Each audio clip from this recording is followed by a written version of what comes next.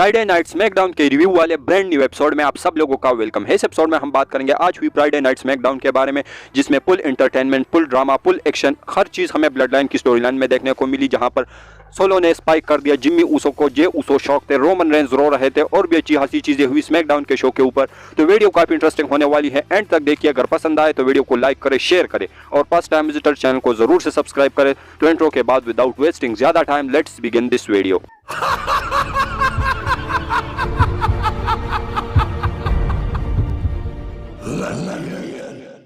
तो सबसे पहले जो स्मैकडाउन की शुरुआत है वो हमें देखने को मिलती है ऑस्टिन थ्योरी और प्रीटी डडलीज के साथ। वो रिंग के अंदर आते हैं। सबसे पहले ऑस्टिन थ्योरी अपने आप को कंपेयर करते हैं the tribal chief Roman Reigns से। वो कहते हैं कि मेरा टाइटल रेन और उसका टाइटल रेन सिमिलर है। अगर मेरा जो टाइटल रेन है वो इसी तरीके से चलता रहा, WWE शेमस के जैसे मेरे को अपोनेंट्स देते रहे, तो मेरा जो टाइटल रेंज है वो काफ़ी ज़्यादा टाइम तक चल सकता है, 2-3 हज़ार तक दिनों तक भी चल सकता है।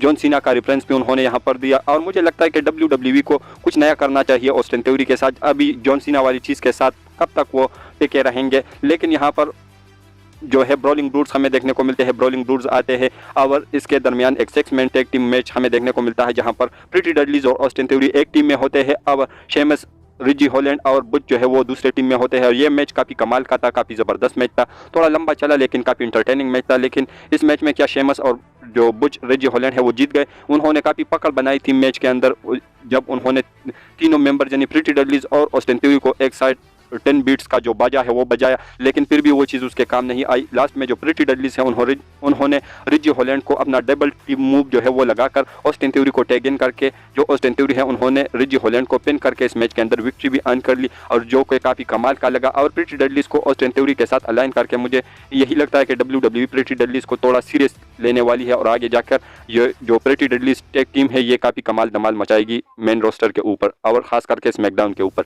इसके बाद जो नेक्स्ट चीज़ हमें शो के ऊपर देखने को मिलती है वो होता है अगेन एक टैग टीम में, जहां पर जो ओसी है यानी look gallows and call Anderson ये पेश करते हैं हेट्रो की टीम को, और ये एक कमाल का एक ज़बरदस्त मैच था। और इस मैच में हमें तरह तरह के मूव्स देखने को मिले, लेकिन एंड में जो look gallows and call Anderson है वो अपने फिनिशर मैजिक किलर के साथ इस मैच में विक्ट्री अर्न कर लेते हैं और मैच जीतने के बाद उसके ऊपर टॉप डॉलर की अटैक देखने को मिलती है। लेकिन चीज़ों को इक्वल करने पर के लिए वहां पर एजे स्टाइल आ टपकते हैं और उन्होंने अपना फिनोमिनल फोर आर्म लगाकर टॉप डॉलर को यहां पर चित कर लिया और उसके बाद वो सेलिब्रेट भी कर रहे होते हैं। तो एजे स्टाइल के लिए WWE के पास आई थिंक ऐसे कुछ मेजर प्लान नहीं है, लेकिन आई थिंक कि उसको टेलीविजन टाइम दिया जा रहा है, तो ऐसे में आने वाले टाइम में वो किसी बड़ी चीज़ के लिए WWE उसको प्रिपेयर कर रही है। इसके बाद जो नेक्स्ट चीज़ हमें शो के ऊपर देखने को मिली वो था ग्रेसन वालर का इफेक्ट शो।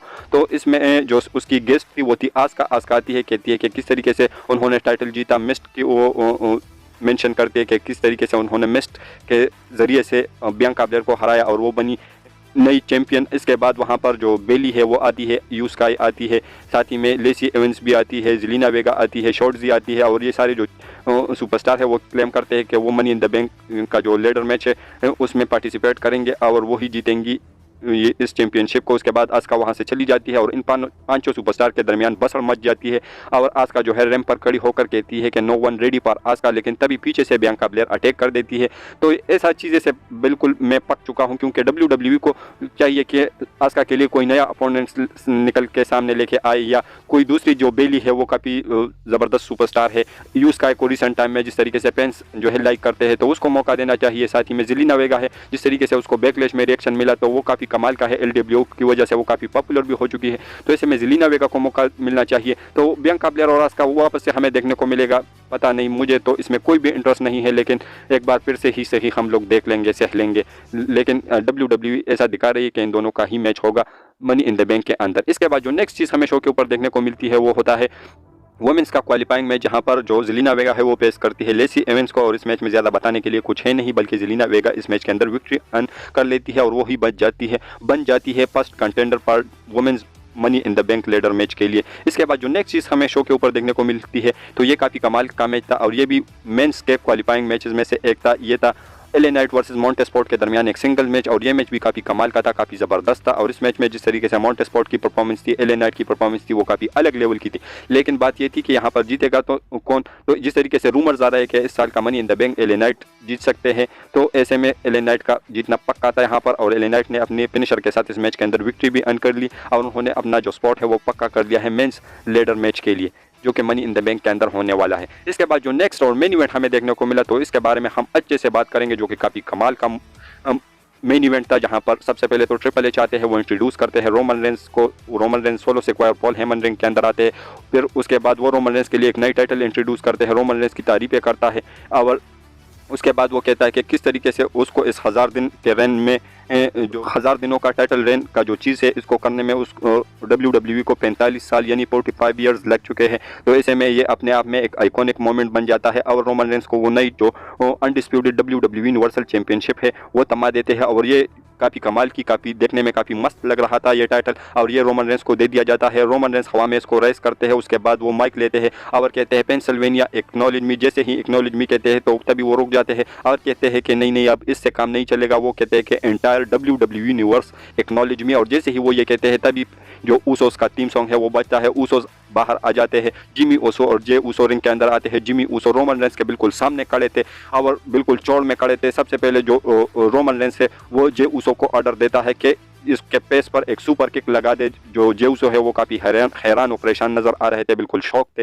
रोमन रेंस फिर से कहते हैं, 5-6 मरतबा कहते हैं, लास्ट में गुस्से से कहते हैं कि जिमी ऊसो को एक सुपर किक लगा दे जे ऊसो। लेकिन जे ऊसो फिर भी जो है रोमन रेंस को शांत करने में लगे होते हैं। जिमी ऊसो माइक लेते हैं और कहते हैं मुझे सुपर किक लगाने की कोई भी ज़रूरत नहीं थी, लेकिन अगर तू हमारी रिस्पेक्ट करता, तुम हमें अपने भाइयों की तरह अगर मानता, तुम हमसे प्यार करते, तो क्या नौबत पड़ती कि मैं तुम्हें सुपर किक लगा देता। तू सारी जो चीज़ें हैं वो अपने भले के लिए करता है, और भला फैमिली में कोई ऐसा करता है जिस तरीके से तूने किया, हमको है हर्ट कर दिया, हमको जो है बीट कर दिया, डिस्ट्रॉय कर दिया, और अपना फायदा सोच रहे हैं। तू एक जो है लालची बंदा है। जिस पर जो रोमन रेंस है वो काफ़ी गुस्सा भी हो जाते हैं। लेकिन जो जिमी ऊसो है वो माइक फिर से लेते हैं और कहते हैं कि सोलो सिक्वायर जो तुम्हारे साथ में ये बंदा है, इसको भी एक दिन तू हमारी तरह जो है वो अलग कर देगा, इसका यूज़ करके इसको भी ब्लड लाइन से किक आउट कर देगा। जिस पर जो रोमन रेंस है वो सोलो सिक्वायर को माइक देकर कहते हैं कि क्या तू किसके साइड पर है। जहाँ पर जो सोलो है वो माइक लेकर कहते हैं कि my tribal chief I acknowledge you. जिस पर रोमन रेंस हंसते हैं, लेकिन तुरंत ही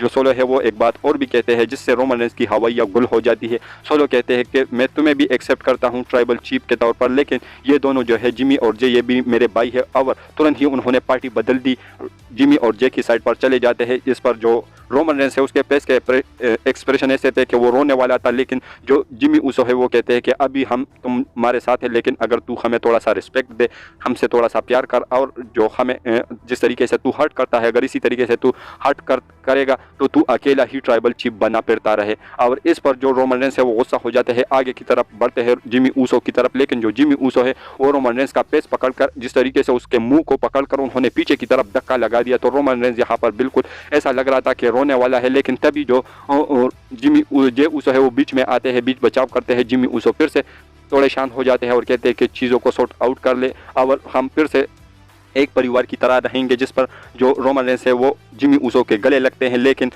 जैसे ही पीछे हटते हैं और माइक लेते हैं कि मैं बिल्कुल ही तुम्हें रिस्पेक्ट नहीं करूंगा, और सीधे सीधे नो कह देते हैं। और जैसे ही वो नो कहते हैं तभी जो सोलो सिक्वायर है वो आउट ऑफ नोवेयर एक स्पाइक लगा देते हैं जिमी ऊसो को, और जिमी ऊसो नीचे जो है वो पड़े रह जाते हैं और डेर हो जाते हैं। और जो जे ऊसो है वो शॉक हो जाते हैं, और जो सोलो सिक्वायर रोमन रेंस और पॉल हेमन है वो रिंग लीव करके चले जाते हैं। और जो पॉल हेमन है वो रोमन रेंस से रैम के ऊपर कहते हैं कि क्या जो जे ऊसो है वो हमारे साथ रहेगा, उसके बारे में क्या ऑर्डर है। जिस पर जो रोमन रेंस कहते हैं कि वो हमारे साथ ही रहेगा, हमारा कहना ही मानेगा, और अगर नहीं मानेगा तो उसका भी यही सेम हालत होगा। यानी वो कहते हैं कि वो हमारे साथ ही अलाइन होगा, और मेरी ट्राइबल चीफ और मैं जो ट्राइबल चीफ हूँ उसको ही एक्नॉलेज कर लेगा। और ये कमाल का सेगमेंट हमें यहाँ पर देखने को मिला। जे ऊसो रिंग के अंदर शौक, जिमी ऊसो पड़े हुए थे, सोलो सिक्वायर भी हैरान और परेशान, रोमन रेंस बिल्कुल रो रहे थे, और काफ़ी कमाल के मोमेंट्स हमें एक आइकॉनिक सेगमेंट्स इस स्टोरी लाइन के अंदर देखने को मिले। और इसकी के साथ जो है स्मैकडाउन चला जाता है ऑफ एयर। तो आज का जो स्मैकडाउन था, अगर रोमन रेंस और Jimmy Uso Jey Uso solo secure का जो सेगमेंट है उसको अगर हम लोग निकाल दे तो पता नहीं कि आज का स्मैकडाउन जो है वो देखने लायक था। लेकिन सेगमेंट जो इसी सेगमेंट ने आज स्मैकडाउन को 4 चांद लगाए और एक 5 स्टार बैंगर सेगमेंट था। और इसी को देखते हुए आप लोग स्मैकडाउन को कितना रेट करोगे? और साथ ही में जो WWE ने जो undisputed WWE universal championship Roman Reigns के लिए इंट्रोड्यूस करवा दी है, तो वो देखने में आप लोगों को किस तरीके से लगी, इसके बारे में अपनी राय नीचे कमेंट सेक्शन में ज़रूर दीजिए। और हमारी जो आज की वीडियो थी वो यहीं तक की थी। अगर पसंद आए तो वीडियो को लाइक करें, शेयर करें और फर्स्ट टाइम विजिटर चैनल को ज़रूर से सब्सक्राइब करें, क्योंकि आप लोगों को आने वाले टाइम में ऐसी ही इंटरेस्टिंग और लेटेस्ट वीडियो देखने को मिलती रहती है। तो मिलता हूँ आपसे बहुत ही ज़्यादा जल्दी किसी इंटरेस्टिंग वीडियो के साथ। तो until that time stay healthy and keep watching Russell केचर।